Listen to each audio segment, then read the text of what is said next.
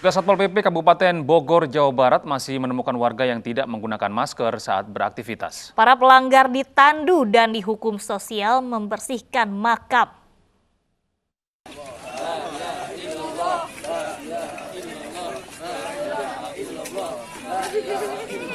Petugas yang menggunakan baju hazmat melakukan prosesi pemakaman jasad korban COVID-19 di Kabupaten Bogor, Jawa Barat. Sementara di belakangnya sekelompok pemuda mengikuti dengan melafazkan kalimat tahlil. Suasana ini merupakan hukuman sosial bagi para pelanggar protokol kesehatan di Hari Bebas Kendaraan Bermotor di Stadion Pakansari, Kabupaten Bogor, Jawa Barat. Selain ditandu pelanggar protokol kesehatan, juga dihukum membersihkan makam Cikempong, Kabupaten Bogor. Ya, buat teguran aja sih nggak apa-apa. Ya. Anda mendapat pengalaman baru atau pengertian baru dari Pengertian baru juga, pengalaman baru juga. Seperti apa tuh? Ya itu biar pakai masker tiap hari, tiap di mana aja gitu. Meski sudah sering dilakukan razia, namun petugas masih menemukan banyak warga tak pakai masker. Sebetulnya ya ini bisa memberikan kesadaran kepada masyarakat bahwa menggunakan masker itu memang penting. Jadi kalau sekarang teman-teman di kecamatan, kemudian di kabupaten, seluruh anggota Pol PP di Kabupaten Bogor ini, saya minta silakan berinovasi.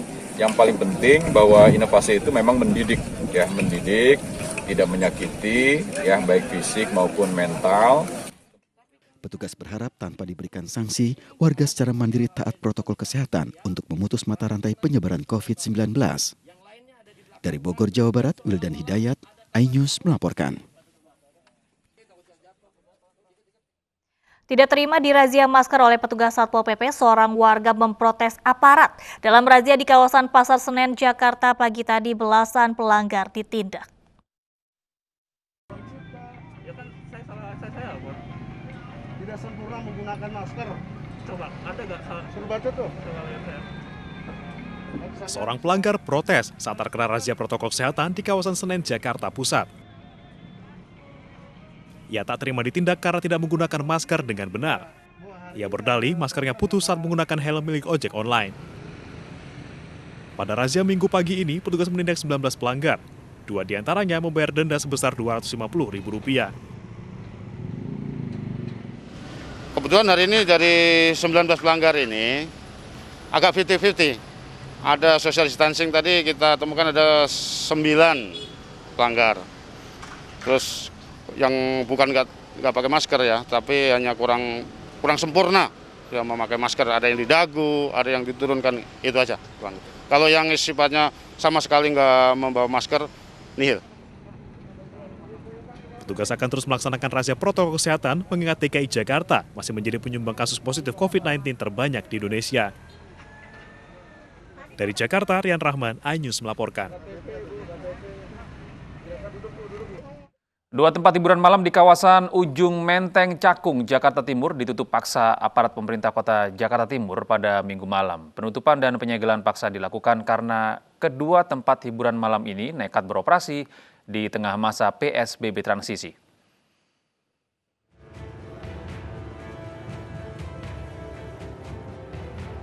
Petugas Satuan Polisi Pamong Praja bersama aparat pemerintah kota Jakarta Timur razia tempat hiburan malam di kawasan Ujung Menteng, Cakung. Berdasarkan hasil razia, petugas menemukan 2 tempat hiburan malam yang nekat beroperasi di tengah masa PSBB transisi. Salah satu manajer tempat hiburan malam sempat menolak usahanya ditutup paksa petugas. Kalau memang harus dikosongkan ya kalau memang harus dikosongkan kan gini, kita kan juga sudah suan ke Pak, saya harus laporan, Bapak ini saya memeriksa itu kan harus ada laporannya. Kendati mendapatkan penolakan, petugas tetap menutup dan menyegel area yang penuh dengan pekerja tempat hiburan malam. Jadi hasil koordinasi dengan pariwisata pun disampaikan bahwa untuk live music itu masih belum diperkenankan, masih belum diperkenankan untuk membuka. Ya, kecuali kalau ada kafe dan resto, dan juga kaitan dengan makan minum pun juga dilihat apakah memang ada pelanggaran, misalnya ada minuman keras dan sebagainya, itu harus kita tindak. Sesuai ketentuan yang berlaku bahwa ada pelanggaran maka harus ditutup sementara. Penutupan serta penyegelan sesuai dengan Peraturan Gubernur Nomor 79 Tahun 2020 tentang masa PSBB transisi. Hingga kini, Pemprov DKI Jakarta masih melarang beroperasinya tempat hiburan malam lantaran dikhawatirkan memunculkan penularan COVID-19 yang masif. Petugas mengancam akan mencabut izin usaha apabila nekat kembali mengoperasikan tempat hiburan malam di masa PSBB transisi. Dari Jakarta, Rio Manik, iNews melaporkan. Pelanggaran protokol kesehatan masih ditemukan di sejumlah tempat di Jakarta, mulai dari tidak menggunakan masker dengan benar hingga kafe yang nekat tetap buka tanpa menerapkan protokol kesehatan. Ya kan saya Bor. Tidak sempurna menggunakan masker. Coba, ada nggak suruh baca tuh? Coba lihat saya. Di wilayah Senen, Jakarta Pusat, seorang warga memprotes saat ditindak aparat. Ia berdalih masker miliknya putus saat akan menggunakan helm. Selama akhir pekan, petugas mendapati banyak pengguna transportasi umum yang tidak mentaati protokol kesehatan. Total 19 pelanggar PSBB diamankan, 2 diantaranya memilih untuk membayar uang retribusi daerah sebesar Rp250.000. Sementara akibat tidak mematuhi protokol kesehatan, sebuah kafe di daerah Jakarta Selatan yang baru dibuka 2 bulan lalu ditutup paksa Satpol PP DKI Jakarta. Kafe ditutup karena mengabaikan sanksi dari Pemprov DKI Jakarta. Sebelumnya, Gubernur Anies Baswedan telah menyegel kafe yang buka sejak sore hingga tengah malam ini karena terbukti mengabaikan protokol kesehatan. Namun sebelum masa berlaku sanksi berakhir, pihak pengelola kafe mencabut segel dan beroperasi seperti biasanya. Dari Jakarta, Tim Liputan iNews melaporkan. Kawasan pusat pemerintahan Kabupaten Tangerang, Banten dipadati pedagang dadakan dan ratusan warga. Banyak pedagang dan warga tak gunakan masker dan jaga jarak.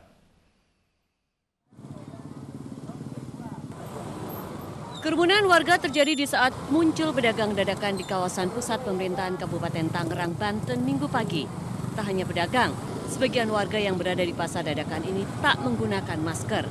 Kondisi pasar yang penuh juga menyebabkan tak ada jaga jarak, sehingga protokol kesehatan pun diabaikan.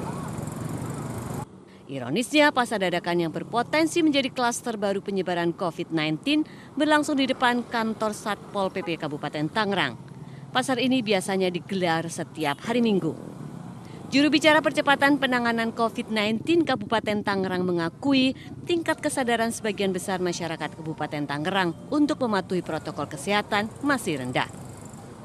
Untuk masyarakat Kabupaten Tangerang sebenarnya masih sebagian besar itu masih belum patuh gitu dengan protokol kesehatan. Kita berharap nanti mari kita sama-sama untuk selalu meningkatkan pemakaian masker, kemudian mencuci tangan pakai sabun, menjaga jarak supaya tujuannya jangan sampai angka positif kita di Kabupaten Tangerang tambah banyak.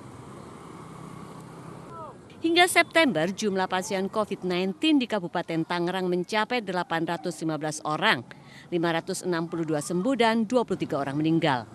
Kasus COVID-19 di Kabupaten Tangerang terus meningkat sehingga dinyatakan kembali sebagai zona merah penyebaran COVID-19. Dari Kabupaten Tangerang, Banten, Aimar Rani, iNews melaporkan.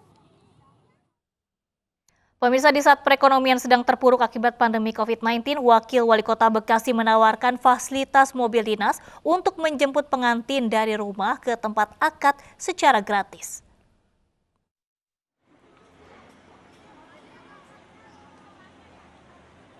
Pasangan pengantin Arif Budi dan Nur Amalia, warga perumahan Pondok Ungu Permai, Bekasi Utara, Kota Bekasi, Jawa Barat, tersenyum sumringah saat turun dari mobil mewah Toyota Camry.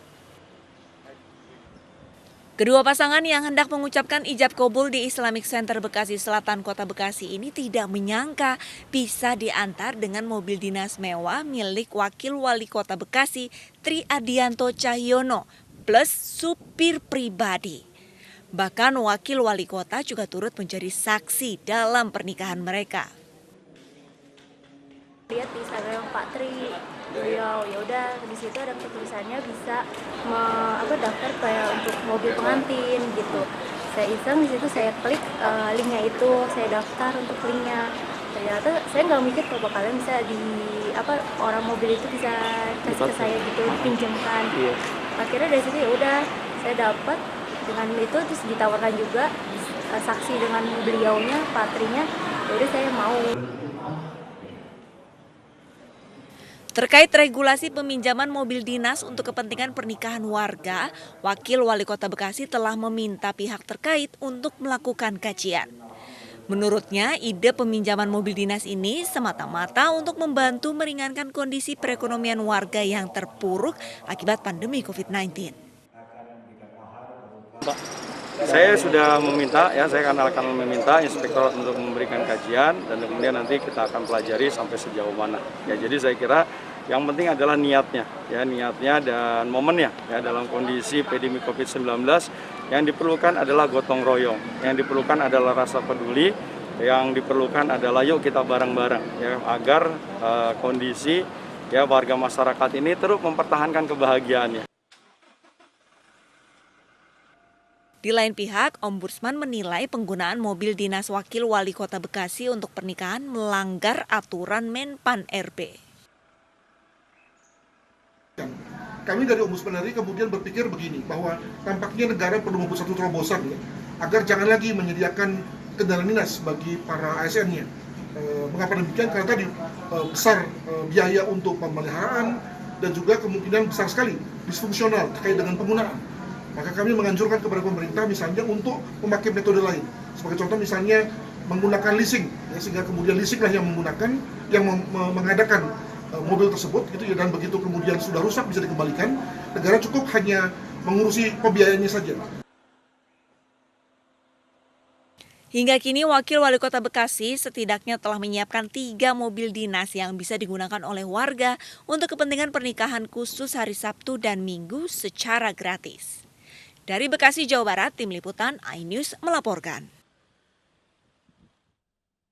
Misi mulia tenaga medis belum berakhir. Mereka melaksanakan sumpah profesinya dengan penuh tanggung jawab dan tetap memegang teguh protokol kesehatan.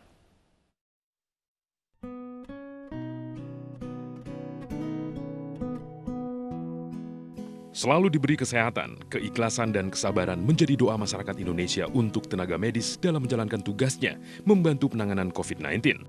Selain doa, apresiasi dan dukungan juga ditunjukkan dalam berbagai bentuk. Melalui MNC Peduli, bantuan berupa minuman yogurt, snack sehat, dan permen penyegar nafas disalurkan untuk tenaga medis. Kali ini bantuan diberikan ke Rumah Sakit Umum Pekerja, Rumah Sakit Pelabuhan, dan Rumah Sakit Kanker Darmais, Jakarta.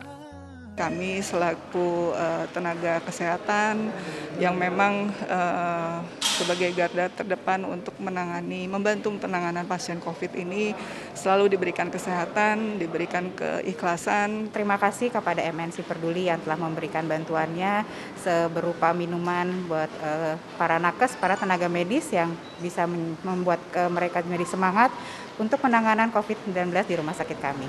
Di mana di masa pandemi ini kita juga harus terus menjaga kebersihan kita dan mungkin ini bisa membantu para masyarakat dan juga tim medis. Di tengah harapan wabah corona segera berakhir, MNC Peduli tetap mengajak masyarakat Indonesia terus disiplin memakai masker, mencuci tangan dan jaga jarak, serta membantu sesama yang membutuhkan. Tim Liputan iNews melaporkan. Mantan Wakil Gubernur Jawa Timur Saifullah Yusuf mendaftarkan diri ke KPU Kota Pasuruan sebagai bakal calon wali kota. Informasi lengkapnya akan hadir usai jeda.